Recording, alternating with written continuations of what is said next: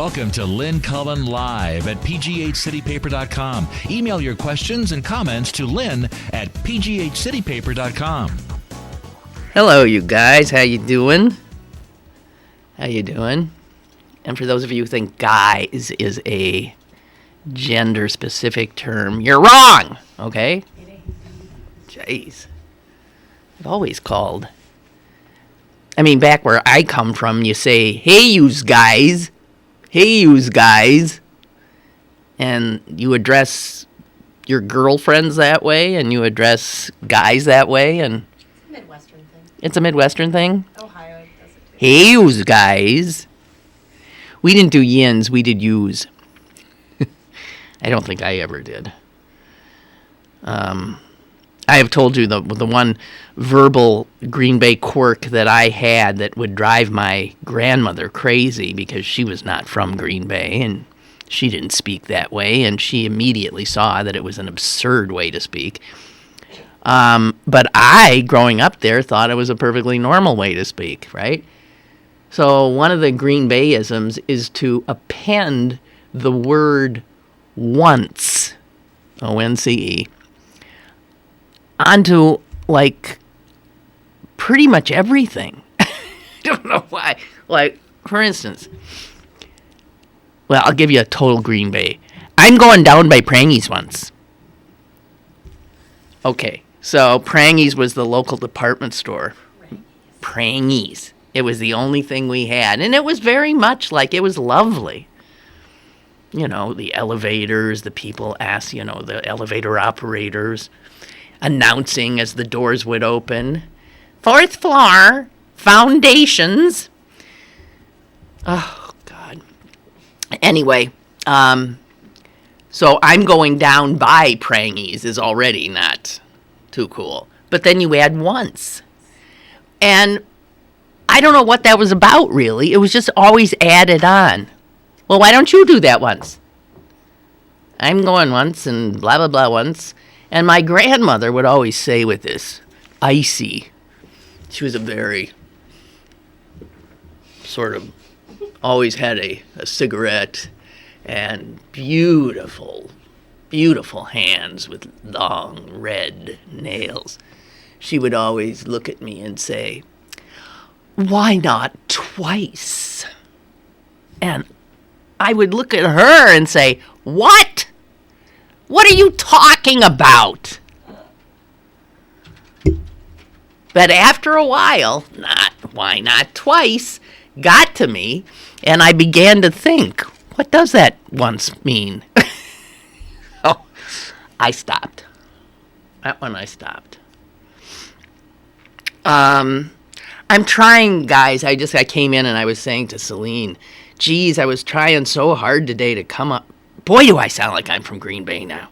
Did you hear that? Oh, yeah. God, I'm right back in it. So I was talking to Celine. And I had said I was rather upset that I had wanted, being the fact that this is the last show we'll have before the Yuletide season actually ends, that I wanted it to be more, uplifting. And yet the newspapers and the Twitter feed and all the other sources I'm always looking at were filled with nothing but the usual panoply, cornucopia of horror. So I have here in my hand stories that are the news of the day. They're awful. So I'll try to steer clear as much as I can. I'm going to inject as much the regular stuff. By the way, I happened to see my doctor yesterday. I mean, didn't bump into him, professionally. Because before you have surgery, and I'm having surgery in about 10 days, before you have surgery, they make you got to have an EKG, you got to have blood work, you got to have, I guess you got to be shown to be fit to have surgery. So I had gone in, and I hadn't seen him since the election. he walks in and he looks at me and he says, "So, how you doing?" And I said, "Not great, not great." The nurse had asked me before, they go through all these questions, "Are you depressed?" I said, "Yeah, I'm depressed."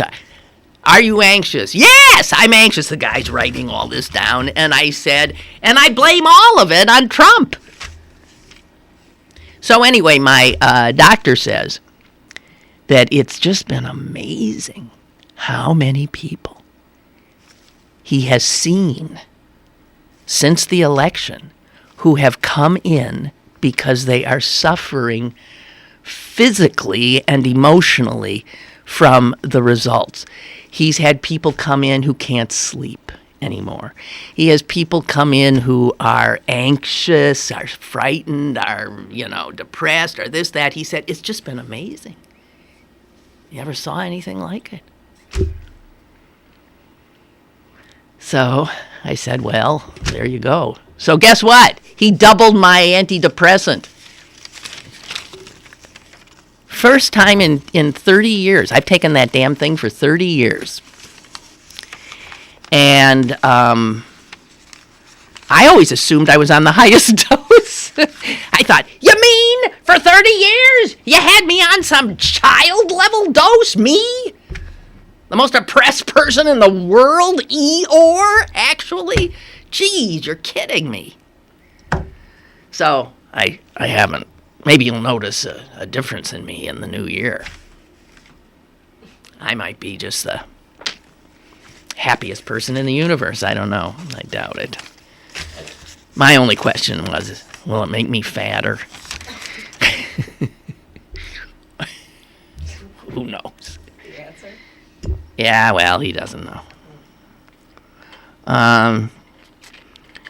He said most of the people were losing weight because of Trump, because they're just so upset they can't eat. They can't. I said, why can't I have a malady like that? I've gained weight this year, tons of it, because I eat when I'm anxious or depressed. Food is comfort. I was eating Halloween candy like popcorn one night watching a debate. Was there a debate after Halloween? I think there was, because I remember just throwing like Snicker bars down my mouth, one after the other, like they were kernels of corn. God, did I feel like hell the next day.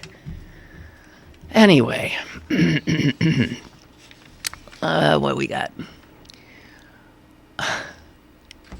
Oh, okay, before we get into the horrors of the world, something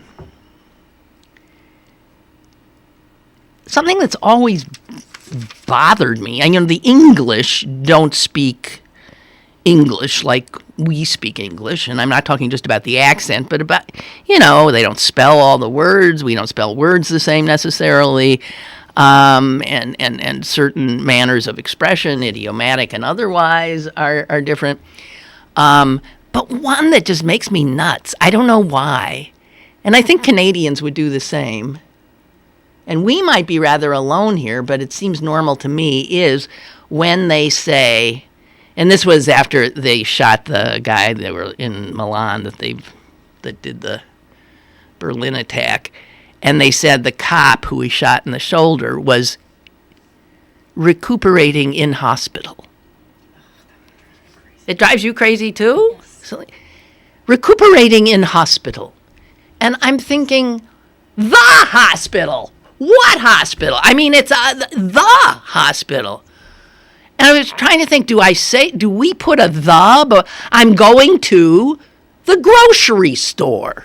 We don't say I'm going to grocery store. Why is it just hospital that they do that with? And what is that about? It bothers me. And I don't, as a good American, speak any other language well, so I don't know if, for instance, in French you have l'hôpital. You do? The hospital? So I just had to. I've been wanting to say that for decades, and I kept forgetting. And today, when I heard it, I wrote it down. In hospital. It bothers me. I don't know.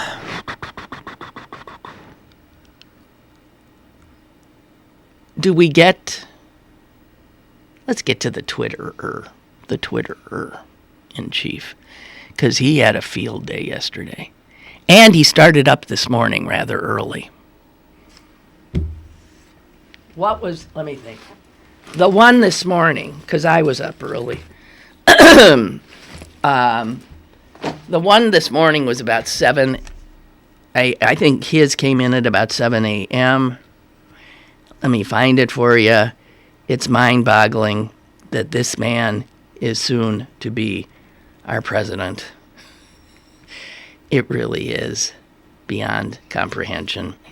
He said this. Oh. Wait a minute. I don't have it. I just have my response to him, which I have to admit I shouldn't have done. That's the problem with... I just have my response to him here. It says, at real Donald Trump, Jesus H. Christ, shut the F up, you pathetic little man-child.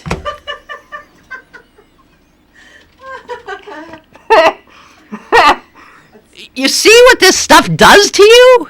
That was the first communication of my day. Shut the F up. Now, I can't even remember which one.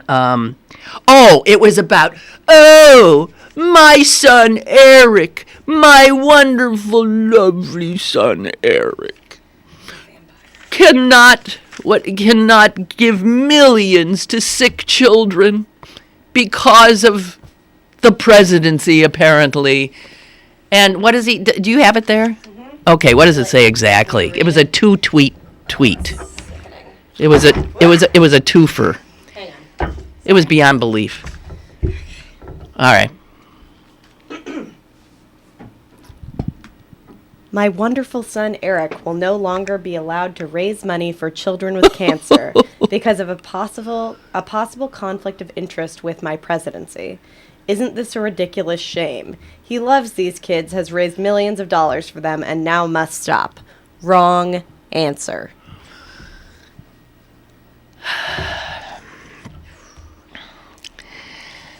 I don't know where to start. So you see why with something like that, you just end up saying, Jesus H. Christ, shut the F up. First of all, the thing with the Trumps is, what is their thing with Eric created a foundation. And then he asked people to give money to the foundation, and he would go hunting with them for $1 million. They could meet the president and go kill some exotic animals with the president's sons. And then he would give that money to not endangered animals, but endangered children. And the thing about foundations, my family has a foundation. You create a foundation if you have the ability to give charitably. And you give your own money. That's what family foundations do. They have a foundation and they give their own money. They don't go asking other people to give to them and then they'll give the money. But this is what the Trumps do. They are the most ungenerous assholes in the universe. We'll take a call. Hello. I didn't know if you were answering. I was ranting. No, I was just going to say, you don't call your bedspread the duvet and your bed the lilo?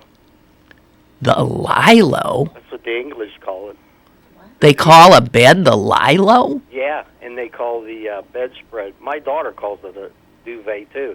Well, no, a duvet is different from a bedspread. Well, whatever it is, it goes on your bed. Yeah, I got a duvet. It's a cover of a but that's what quilt. the English call theirs. But that's French. I don't know. That's what they do. Well, I mean, they have a lot of different words. They're just You know, the what is the bonnet of a car? I don't know. I think the bonnet is the front, that right? The what do you call that? I don't know what Americans call it. There's a bonnet, and what do they call the trunk? I don't know. I mean, all the car words are pretty much different. Yeah. And aren't they supposed to be the experts on English? I don't know. Well, there's English, and then there's our English, and there's Canadian English, and I there's... can't even speak English that well. So Well, most Americans can't. I shorten I say instead of but, I say bit. My wife does it too. Bit? Bit, B-I-T. Are you both from here? Yeah. And I shorten my words all day. You probably... Well, I think the Pittsburgh accent is an accent that does drop. You drop a lot of letters, a lot of consonants, like Steelers. The L's go away, and you don't. And the vowels, the short vowels, are all messed up. They're just wrong. And I'll say goodbye. I'll say, I'll see ya.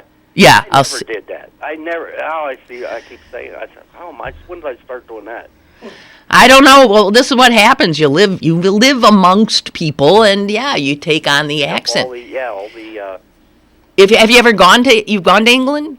No, I never... Because if you spend like maybe a few weeks there, before you're done, you're saying things a little bit anglicized. Or if you go to the South for a long time, you start a little bit of a Southern thing creeps in. It's just like that's what happens to us. So, but I never heard Lilo. Yeah, and they call their like apartment a flat. Flat. And well, we probably do that here. No, I don't think we say Probably flat. not. But I watch some of those English, British. Well, you've got to, and sometimes you don't know what the hell they're talking about. They're laughing, and you're thinking, what are you laughing about? I know. They say campy, too. It's camp. That's camp. I don't know. They say that. Well, the reality is most of us don't understand each other anymore either. No. So that's that. Donald Trump's going to take care of it all. I know. We don't have to worry. Have no fear. The Just pumpkinhead bastard's going to take care of it. That's right. That's just double your, get your doctor to double your antidepressants, and we'll make it through. Oh, I see. I just get mad. I don't. Oh no, I double the antidepressants and then still get mad. I'm like fighter. That's how I am. I used to do that in school when bullies picked me. I'd beat the shit out of them. That's just what I do. Well, good. If you're beating the shit out of bullies, that's okay with me. Yeah, and he reminds me of a bully. Well, he is a bully. Honest to God, the same type of personality. Yeah.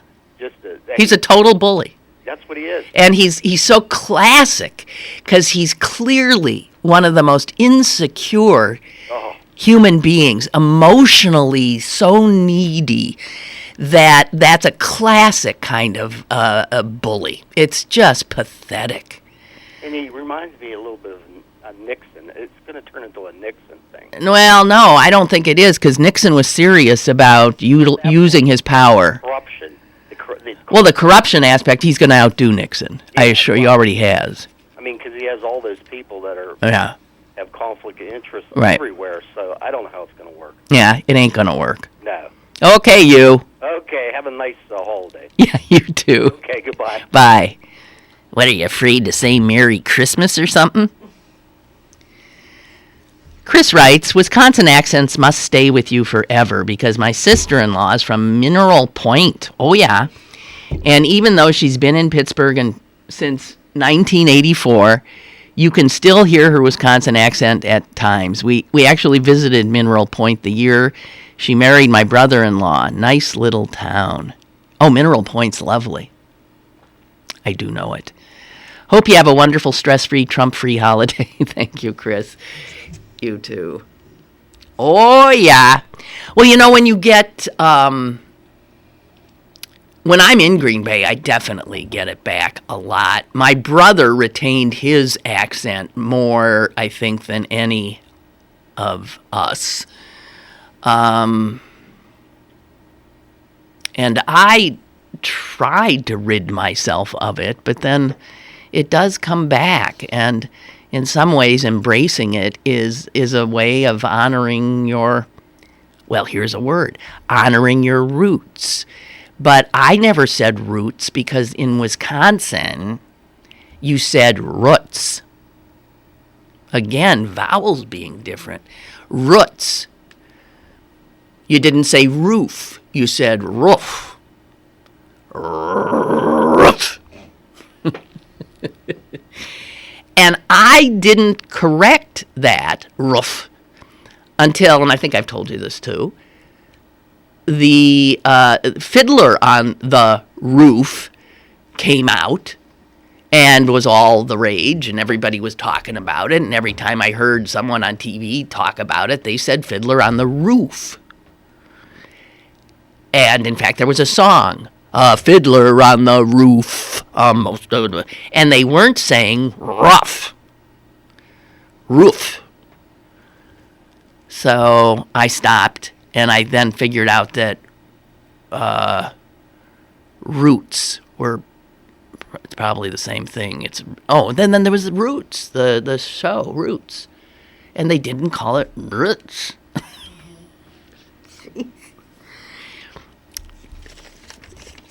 You know, those clarifying moments you end up having are always what? You got Route or roof? route or root. Yeah. That I know and was taught. I was always wrong. I said route. Route 66. And then there's the TV show, Route 66. And I thought, but lot of everybody I knew said route. Nope, it's route. You rout the enemy. That's R-O-U-T, no E. You rout the enemy. You drive en route, or your route to somewhere. It's route. Hey. I learned a lot of this, though, when I went to New York to study acting and had the speech teacher who nailed me the minute I opened my mouth. Oh, you're from Wisconsin. I was trying to sound so sophisticated and urbane. And the one thing she got me to do, which I still notice with my brother and my sister, because they never had her for speech, is another Wisconsinism is the word B-E-E-N, which in British lingo is been. I've been there. And we say, what do you say, Celine? I've been. What? I've been, B-I-N. B-I-N. I've been there. If you're from Wisconsin, the odds are you're going to say, I've been there. E. Been. And she did get that out of me. So I now say correctly, the correct pronunciation is, for American English, is been. Not been. But if you're a Pittsburgher, the odds are you can't even tell the difference between been and been. Right? They sound exactly the same to you. Yeah. I think, because that's the Pittsburghese has there's so little differentiation between I's and E's, and it's weird. It's weird. I was once sent by Channel 4 to somewhere in Florida for some football thing. Don Cannon was also there. He was the anchor at the time. Some of you will remember him. And someone called my room and said, "Is Dawn there?" And I said, "There's no Dawn here." And they said, "Dawn, I thought Dawn was supposed to be there." And I said, "No, there's no Dawn here." And then we went back and forth a little bit more, and it was clear the person was asking for Dawn. Was asking for Dawn. I was clearly hearing Dawn, which is Pittsburgh, Dawn. So, and yet down becomes Don. Down is Don, but Don is Dawn. Go figure. But it's the diphthongs. Try saying that. It's the diphthongs that really don't seem to, that do seem to give Pittsburgh trouble. Diphthongs. What is a diphthong? Is it two? It's ow, and is it just two? What's the definition of it? Two vowels together that make a. I don't know what it is. So anyway, how am I doing with avoiding the subjects? Pretty good? I ain't gonna be able to do it the whole time. I'm almost halfway there. Do you want to know what a diphthong is? Yes, here. The definition, first of all, diphthong is a DIPHTH? Mm-hmm.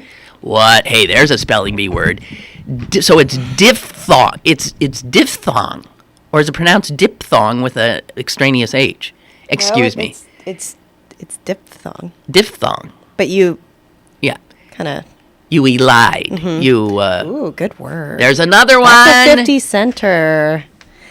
This is why I'm ring it in. That's why I'm the crossword puzzle queen. Hey. Okay, so what's the definition of diphthong? We were right. A sound formed by the combination of two vowels in a single syllable, in which the sound begins as one vowel and moves towards another. Coin, loud, side. Ow. Ow. That was another one I could never do. I left speech class without ever getting how now brown cow right. That's a Wisconsin thing that I can't get rid of. And she worked with me. It was like, I would sit in front of a mirror like this. How now? Because it's two. You start with an ah and end with a ooh, and I'm wrong. I've just never got it. How now, brown cow? Chris says another Wisconsin thing. Have to ask you. My Wisconsin sister-in-law always puts pepper on her corn on the cob instead of salt. Is that a Wisconsin thing? I don't know. I've seen it, but I don't. Salt, by the way, is the correct thing to do. Well, I would. I do salt. Chili powder. Chili powder?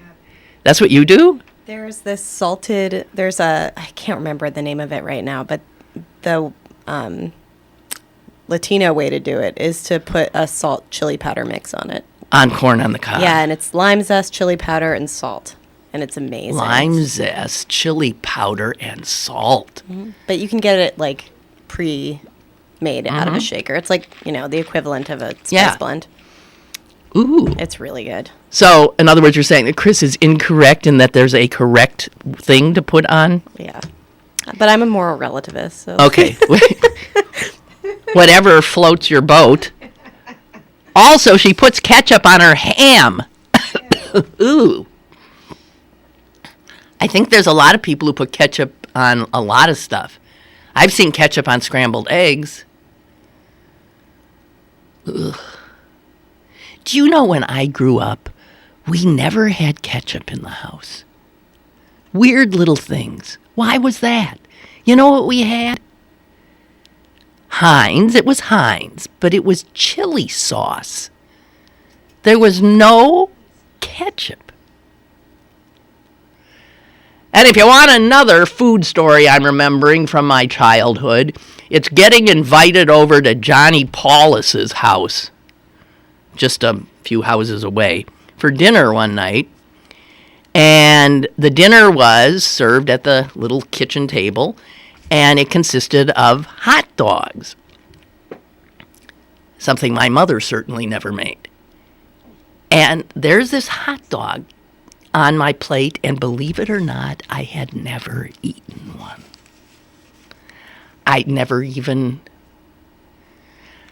picked it up. Poor me. You know what I did? I picked it up, and instead of inserting it this way, I did like a corn on the cob thing. I ate it horizontally. And Johnny Paulus let out a hoot that, look at how she's eating my hot dog. And, and then, his parents' father's kicking him under the table. His mother's glaring at him. And I was close to tears. I did not know. And I remember going home and just screaming at my mother. What kind of parenting is this? You send a young girl out into the world. She's never seen a hot dog. She doesn't know how to eat a hot dog? God.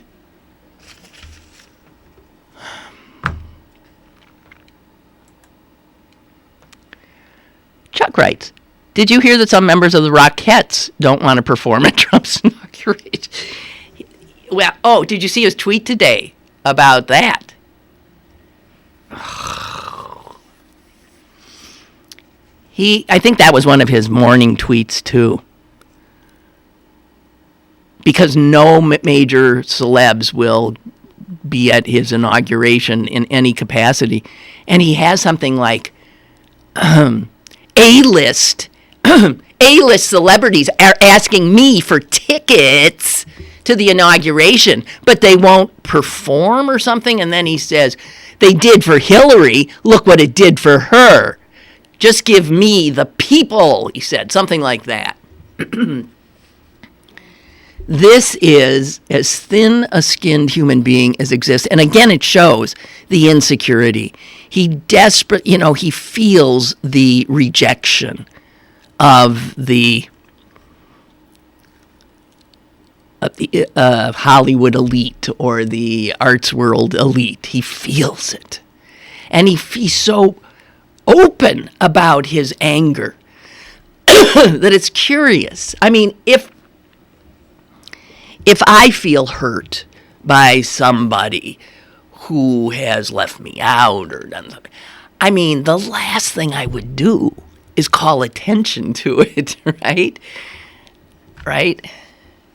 He does it, and he calls attention to it because he wants to get back at him. He can't bear it. He is such a pitiful, really pitiful person. Anyway, the Rockettes Union has told them, sorry, hey, you gotta perform. You can't take a knee if you're a Rockette.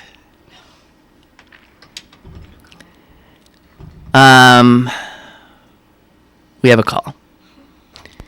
Hello. Hello. Hi. Hi. Am I on here? You betcha. Oh, okay. Sorry. Hey, I had a question for you. I'm going to try and help you lighten it up today. Mm-hmm. Obviously, you're pretty familiar with Post-Gazette and Rob Rogers. Mm-hmm. And he has a character in there. Are you going to say that she is based on me? Well, I was going to ask. Rosie at the diner. Uh-huh. You think she looks a little like me? Well, she's snarky. She's always the smartest person in the room. Uh-huh. And the hair's a little bit... Well, let me just say, if he based that in any way on me, he never told me that. Okay. He has caricatured me, and I look, believe me, the way he caricatures me, it makes Rosie look gorgeous. Obviously, you've gotten that question before. Well, somebody brought it up once before, yes. But, I haven't asked him. I should. I want the answer to be yes, and I'm just fearful it'd be no. Yeah, well, okay. Ignorance is bliss in this regard, but thank you. Well, I'll give you something else to be fanciful about. Okay. In your thinking about self-driving cars and the very serious issue of how they decide what they should do in an accident. Right. I don't think that's the most interesting question. The engineers will figure that out. But think about the social impacts of self-driving cars. Because after all, you won't have to use your hands to drive anymore. Right. The devil makes work for idle hands. So how is that? You think about selfies and sexting. So how is our society going to change? Oh, my God. I mean, people, you'll be in your car. You'll be, having sex. You'll be, eating, reading, sleeping. You'll be doing everything that you do.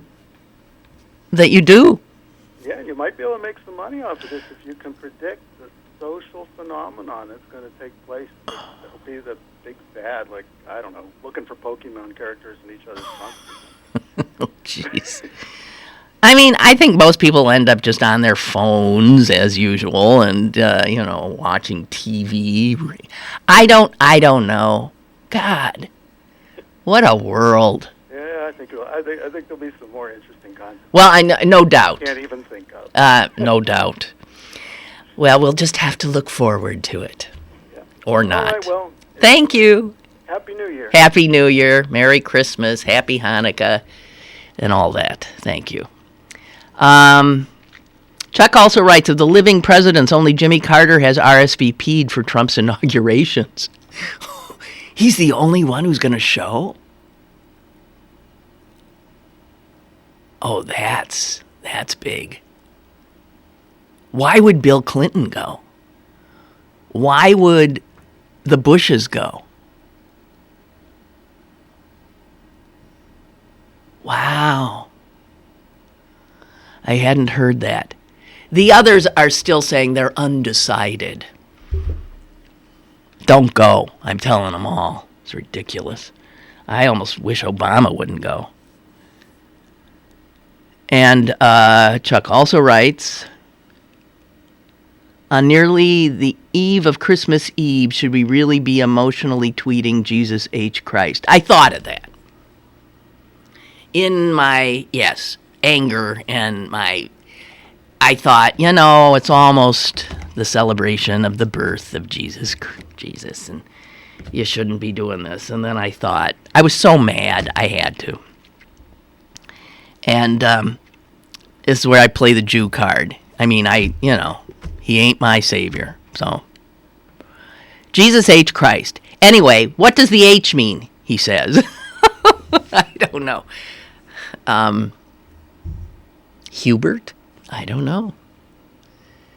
Glad you asked. Oh, the H supposedly stands for herald, which likely arose from a common misinterpretation, often by children, of the phrase in the Lord's Prayer, Our Father, who art in heaven, herald be thy name.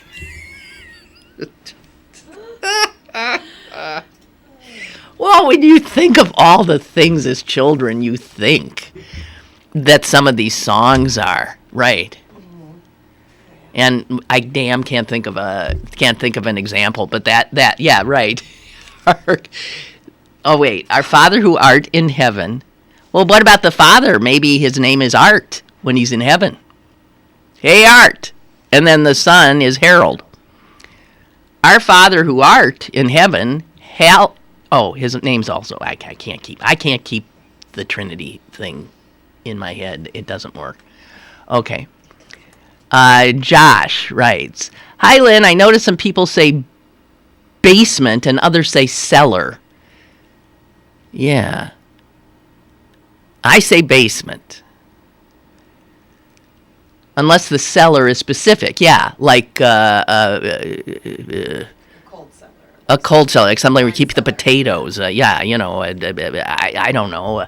The coal cellar. Yeah. Yeah, I wouldn't say cellar except for something specific kind of a cellar. So almost always basement.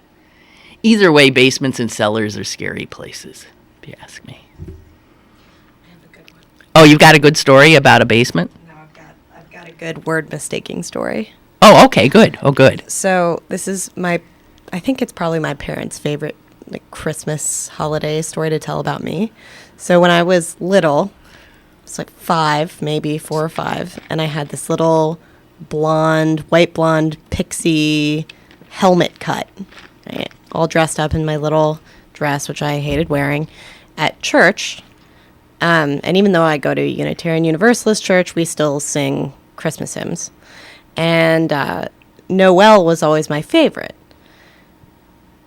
And always has been. And I would sing it with gusto. But at a certain point during the song, my mom is listening to my little Your voice. pip-squeaking little voice. Uh-huh. And when we get to the chorus, instead of saying no well, You say no. I would say oh well. Oh, well. Oh, well. That's good. That's even better than the original. Mm-hmm. Oh, well. Pretty sure I thought those were the words. Oh, until I that's was about cute. 6. That's cute.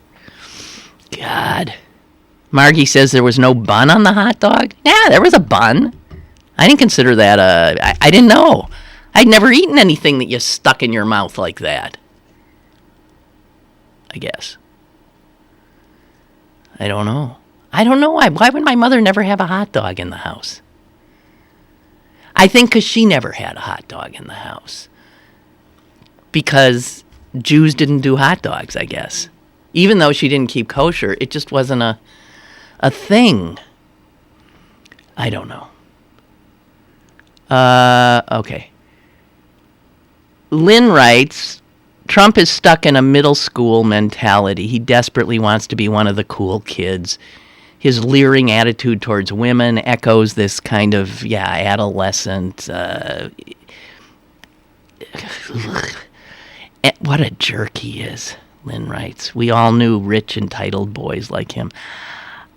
Yeah, but nobody quite as horrific as he. I'm sorry. Ugh. So the one big subject we are avoiding is the Trump tweet about nuclear. Because that one, I have to admit, when I saw that, I thought, oh, dear God. And then what's funny is that his minions go out and inform reporters that what he really meant was... Where is that tweet exactly? What did he say? Beyond belief what he said. He said that the U.S. should greatly expand its nuclear capabilities. The United States must strengthen and expand its nuclear forces until such time as the world comes to its senses regarding nukes.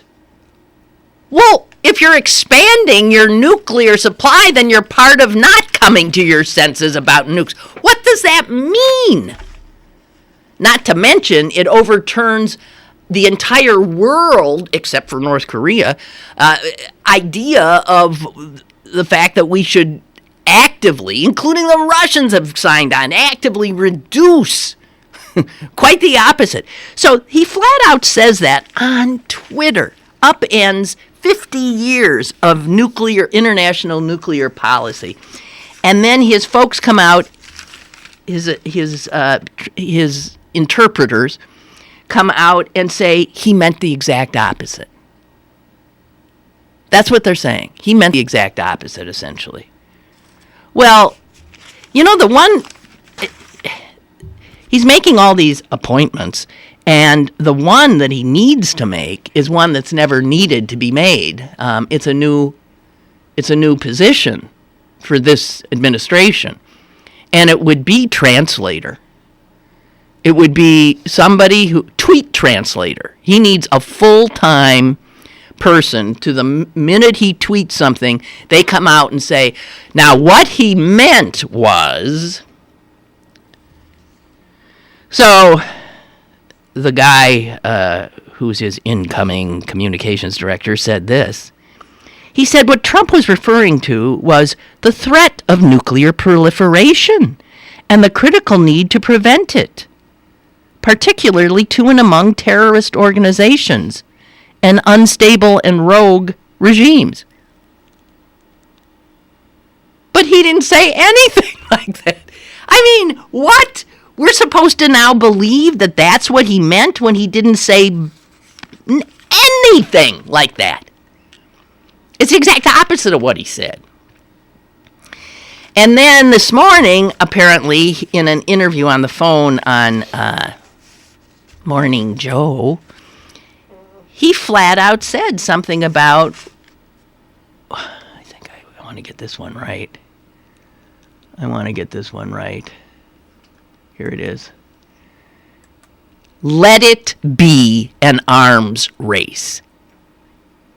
They were trying to get him to say, well, so you didn't really mean, blah, blah, blah, blah. And he said, no, let it be an arms race. He doubled down. I'm sorry, I just couldn't let the show go without saying that this is gobsmackingly scary.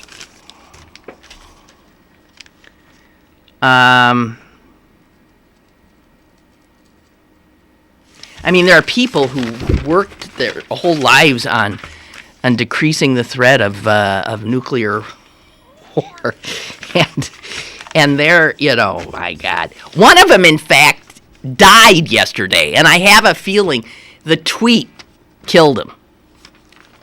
Granted, he was 90 years old, but Sidney Drell, dead at 90, advisor on nuclear policy. He saw Trump's tweet and gave up the ghost.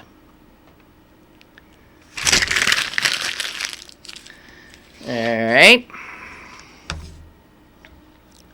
What else we got? No,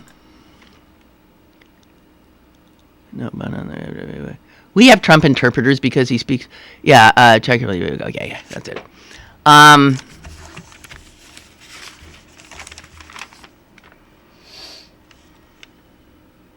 Oh, I had the exact one here. The United States must greatly strengthen and expand its nuclear capability until such time as the world comes to its senses regarding nukes.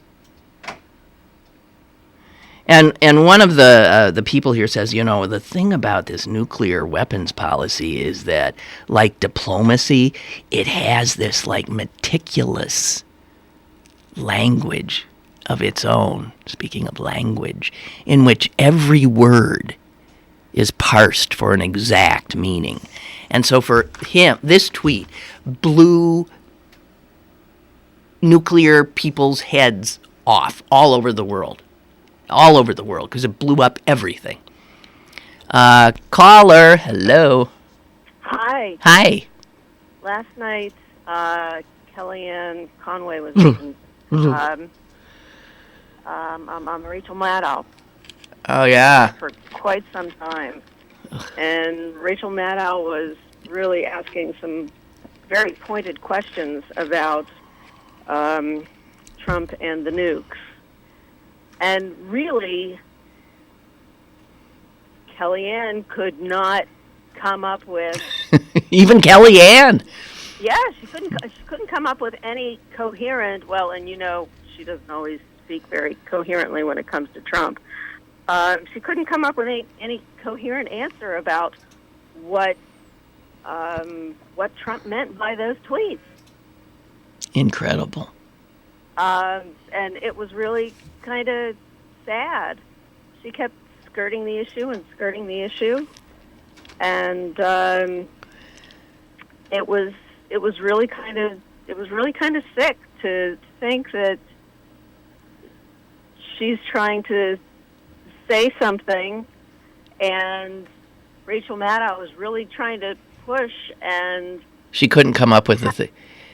Couldn't come up with anything. Well, I mean, she's usually pretty good at coming up with something that... I mean, but you look at the guy, his communications director, he just came up with something that was totally, made up out of whole cloth, had nothing to do with the tweet. Yeah. But there wasn't a Rachel Maddow sitting across from him to say, what? What? Yeah. Show me where that's in the tweet. And they said, and Kellyanne said a little bit that was similar to that last night, coming up with some bullshit answer. Yeah. That had nothing to do with the tweet, too. But I guess the two of them, maybe he heard what Kellyanne said and decided to go with it. But Trump really sounds like he wants to go after an arms race, and Putin is talking about doing the same thing. Yeah, right. Well, they're pals. Maybe they worked this out on the phone. I don't know. Gee whiz. And recall one of the more chilling things that was said during the campaign. I think it was actually in an interview with Chris Matthews, is my memory, when he actually, I think, said, I mean, why don't we ever use them? If we have nukes, why don't we use them? They later on, Chris O'Donnell. I can't. Chris Matthews. The Chris, guy who's on after. Oh, yeah, I think Lawrence O'Donnell. Lawrence O'Donnell pulled up that tape. Oh, really? And that is what he said, right? It is what he said. Hey, we got him. Why can't we use him? Oh, and something else that Trump doesn't seem to understand is that we have various types of nukes. We have probably 4 or 5 different kinds. And he just doesn't understand that we have all these different types of nuclear weapons and what they can do and where they can come from. And other countries have them. And what is he going to do with them? Who does he think that he's going to blow up, and what? I don't know. I think he wants to drop. See, the guy, the poor guy who dropped dead, the nuclear expert who died yesterday because probably couldn't bear to live through a Trump presidency. He had said often that nuclear deterrence has lost its value, and that it doesn't really work anymore because you have this material that's available to rogue states, to individual actors, to terrorist groups. Oh, yeah. And those aren't nation states. You can't nuke ISIS. Right, because ISIS is more like an idea that's held in various little cells in people's heads all over the world. You can't. And then there's the thing about nukes, killing indiscriminately large numbers of humanity, and then despoiling the air, the water, and the land for generations to come. Does he understand that? Right. Jesus. Right. But he doesn't care about the land and the water and the air. And, Yeah. Did you see that 60 miles south of the North Pole, the temperature is supposed to be 32 degrees today? Oh, my God. Oh, my God. That's outrageous. That's about the scariest thing I ever have read. We've got polar bears dying left and right. Yeah. Well, yeah. Well, so that's the happy news. Oh, yeah. Thanks for the call. All right. Bye.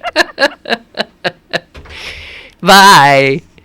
Okay, so by the time that call was done, we got a big sigh out of her, and we got an oi. That was almost a double oi to bring Myron back.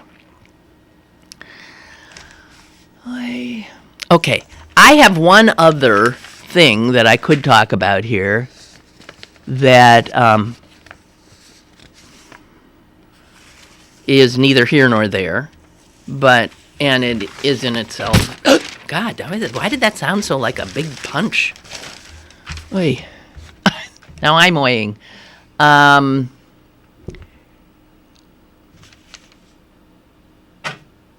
Margie writes, "We are so screwed. Happy holidays to everyone." Well, thank you, Margie, and the same to you. Happy holidays.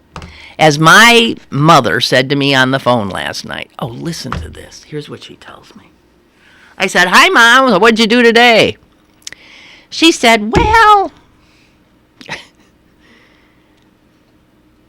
there was ice building up on the driveway.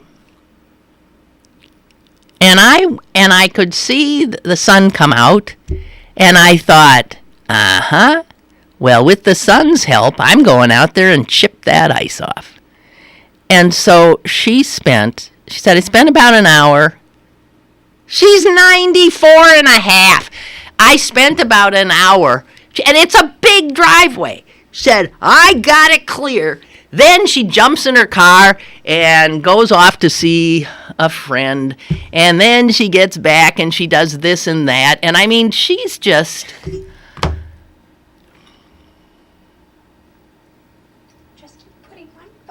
Just keep putting one foot in front of the other. She's chipping ice! Mom! God. And you know when she can't, if it does get too icy or too cold, that would be like 20 below, for her to walk, take her walks, she goes up and down the stairs in her house for like 15 times. Up, down, up, down, up, down. See, I don't have the self-discipline to do that kind of thing. And I also am just by nature much more sedentary. But I have before me an example of what that put one foot in front of the other and stop sitting down so much. I see that she's absolutely right. And that if you want to live a long life, and you're lucky that, certain things don't get you, because they're out there. But, God, it's just amazing to me. Really is. I got my new driver's license photo taken yesterday.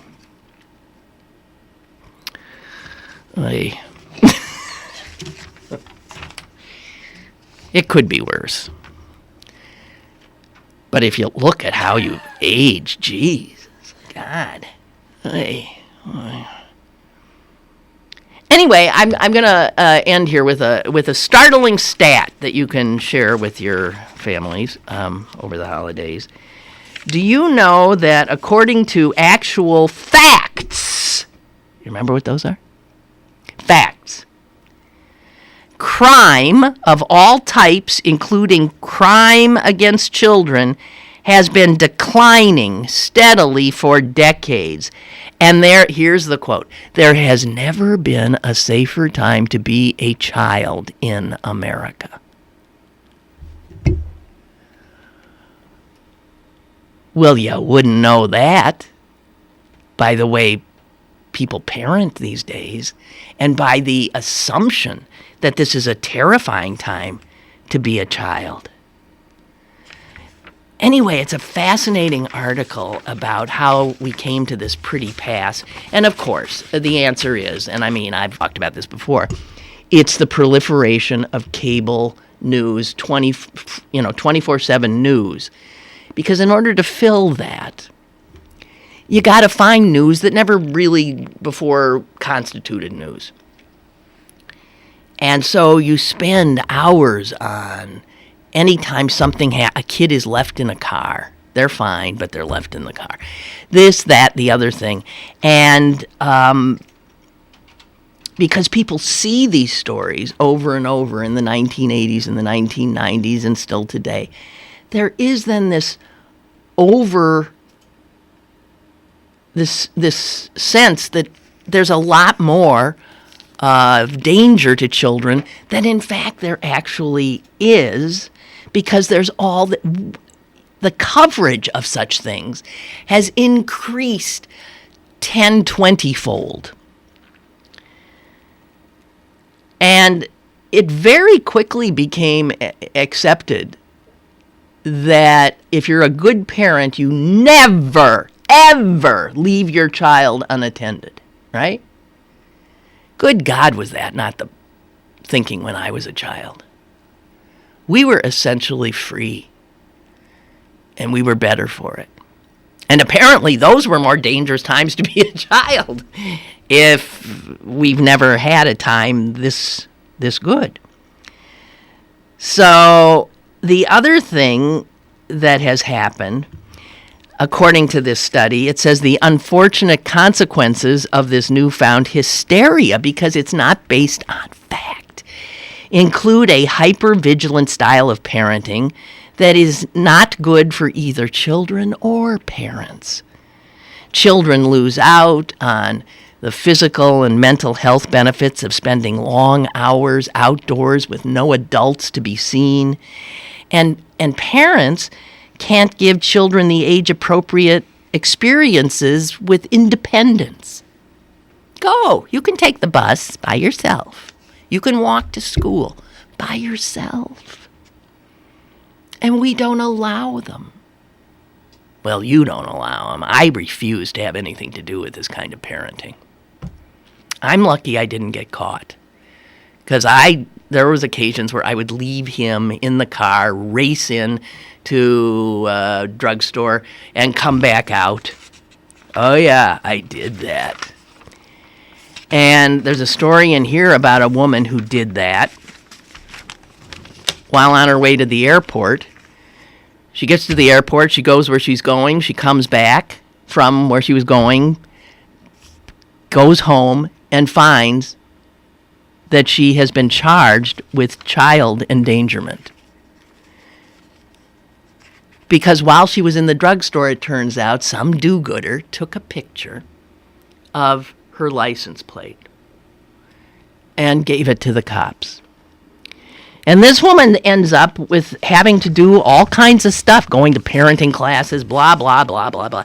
We are out of our mind. So, unfortunately, this also enshrines a kind of class privilege because, rich people can afford to have people look after their children every second of the day. Or the women don't have to be at work and can superintend their children all the time.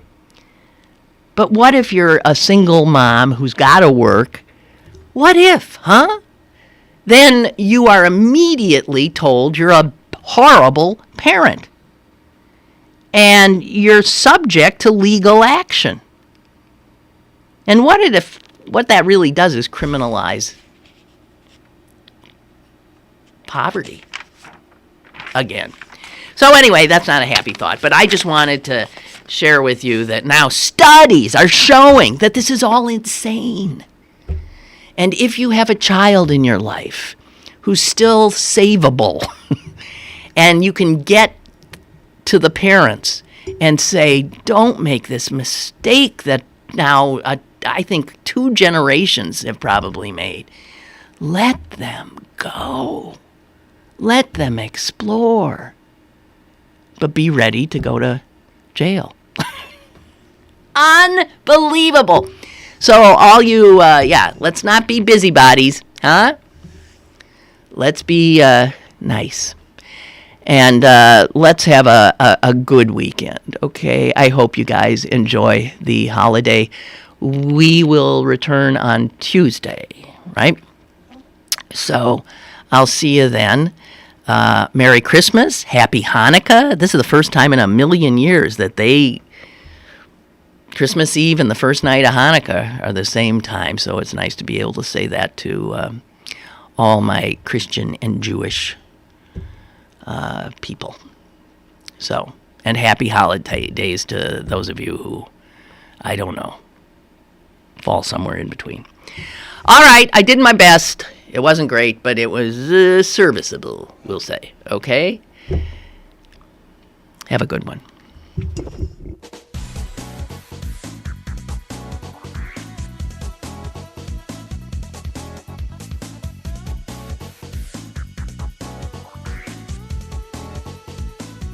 Lynn Cullen Live, Monday through Friday from 10 a.m. to 11 a.m. and archived at pghcitypaper.com. The opinions expressed on Lynn Cullen Live are those of the host and do not necessarily reflect the viewpoints of Pittsburgh City Paper, Steel City Media, and its advertisers.